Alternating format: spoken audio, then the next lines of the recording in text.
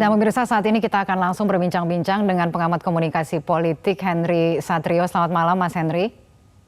Selamat malam Mbak Kania. Selamat malam, terima kasih telah bergabung bersama kami Mas Henry. Selamat untuk kita semua, tentunya saya awali perbincangan ini tentunya semua sangat bangga, sangat senang dengan prestasi yang telah diraih oleh Timnas U22 di SEA Games 2023 Kamboja. Tapi kemudian kita melihat ada sejumlah politisi, hampir semua politisi bahkan gitu berlomba-lomba mengucapkan selamat kepada Timnas. Sebenarnya kan sah-sah saja ya, tapi kok kita melihat ada satu yang kena bully begitu ya Mas Henry.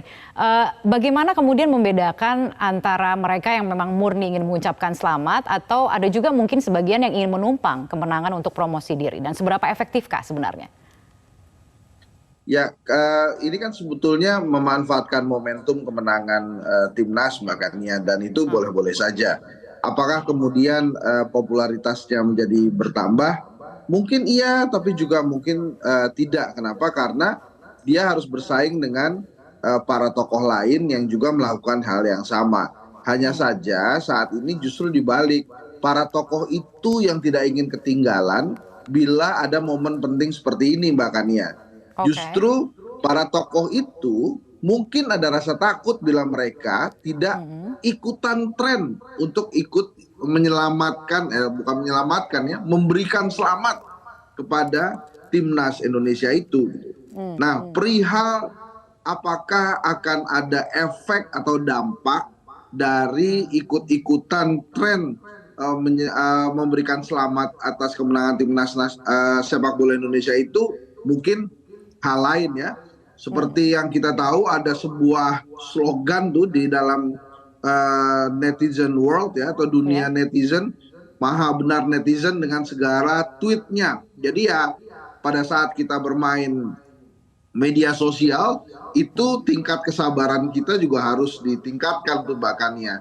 Jadi kalau kemudian ada yang merasa bahwa ada ketidakpuasan yang disampaikan di sini, misalnya ada yang mengatakan ya ini gara-gara ini tokoh si A maka kita nggak jadi ikut Piala Dunia dan lain-lain, itu adalah ekspresi saja. Dan alhamdulillah kan kita ini ekspresinya ekspresi positif ya, kita berhasil menang merebut atau meraih medali emas sejak 32 tahun yang lalu. Terakhir kita saksikan golnya Ribut YD itu ke gawang Malaysia, dan akhirnya saat ini kita bisa menang besar 5-2 terhadap Thailand. Itu bukan hal yang kaleng-kaleng tuh Mbak Kania. Jadi wajar kalau kemudian euforia terhadap kemenangan ini diikuti dengan mendompleng supaya popularitasnya juga naik gitu. Mendompleng itu jadi berarti ada niatan begitu ya. Harus tidak boleh salah memilih momentum juga kah begitu, kalau kita melihat ada seorang tokoh politik yang kemudian jadi bulan-bulanan begitu. Artinya apa yang sebenarnya bisa disimpulkan? Ya, yang pertama sepak bola ini kan hal yang warganya besar sekali. Bahkan ada dua hal katanya yang menyatukan dunia, sepak bola dan musik. Nah, sepak bola sendiri ini menjadi olahraga paling populer di Indonesia, maka dalam penanganannya juga harus hati-hati, tidak boleh salah komentar atau salah kebijakan. Apa yang terjadi dengan Pak Ganjar mungkin ada kaitannya dengan statement dia yang beberapa orang itu percaya bahwa gara-gara statement itulah yang menggagalkan Indonesia menjadi tuan rumah Piala Dunia waktu itu. Nah, tapi kekecewaan itu juga dilontarkan pada saat tim yang sama ya ternyata berhasil meraih medali emas SEA Games setelah 32 tahun. Walaupun ini kan drama-dramanya ada nih. Belum selesai pertandingan kita sudah bersorak. Akhirnya disamakan 2-2, beruntung kita menang 5-2. Tapi mengapa kemudian, apakah memang ini karena momen olahraga gitu ya, terkesan selalu menjadi tunggangan politik? Apalagi tadi ada mengatakan sepak bola atau olahraga, ya terutama sepak bola gitu, itu kan notabene milik kita semua. Oh, ya bukan tentang olahraga atau sepak bolanya sebetulnya, tapi tentang momen yang diperhatikan oleh publik, momen yang diperhatikan oleh masyarakat. Makanya kemudian banyak tokoh ingin juga ikut serta diperhatikan dengan memasang foto, minimal memberi selamat atas kejadian yang terjadi yang sedang diperhatikan oleh masyarakat itu. Kita masih ingat pada saat pasangan ganda putri kita meraih emas Olimpiade, hal itu pun terjadi, gitu ya. Dan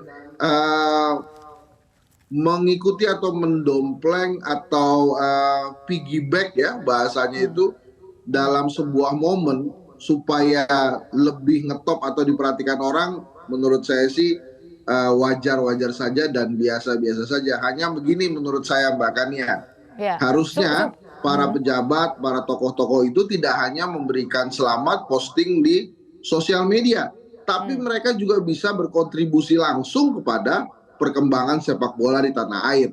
Caranya ya macam-macam, minimal ada pertandingan liga nasional ya ditonton lah gitu ya, beli tiket supaya bergulir terus pendanaan untuk pembinaan sepak bola di Indonesia. Jadi jangan cuma begitu menang posting gitu ya, tapi ikutlah berkontribusi nyata terhadap perkembangan sepak bola Indonesia. Oke, jadi supportnya itu harus konsisten begitu ya, artinya jangan sampai hanya ketika menang, tapi bagaimana ketika kalah gitu ya, bagaimana ke depannya gitu ya.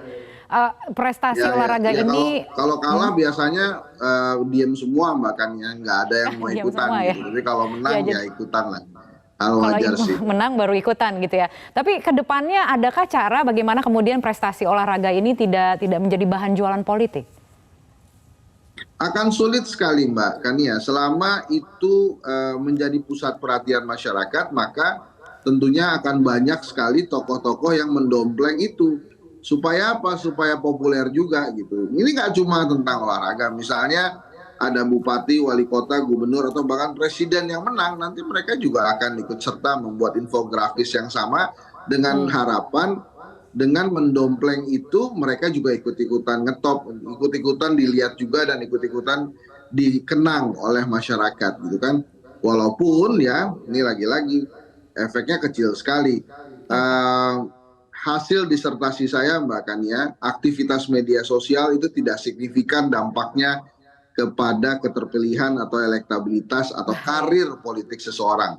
Yang justru sangat mempengaruhi itu ada beberapa hal lain seperti momentum. Salah satunya kontribusi nyata begitu ya Mas Henry? Ya betul sekali. Harusnya memang saat ini yang kita tunggu adalah kontribusi nyata. Nah Pak Ganjar misalnya hari ini banyak yang memberikan masukan kritis kepada dirinya terkait tentang sepak bola. Ya setelah ini buktikan saja, buat saja program yang ada kaitannya dengan sepak bola sehingga bisa memenuhi dahaga atau mengobati kekecewaan insan sepak bola Indonesia terhadap pernyataan-pernyataan sebelumnya. Walaupun lagi-lagi saya garis bawahi itu kan hanya hipotesa. Sampai hari ini FIFA tidak mau membuka apa sebetulnya penyebab Indonesia tidak menjadi tuan rumah Piala Dunia U21 kemarin. Baik. Terima kasih telah bergabung bersama kami. Selamat malam.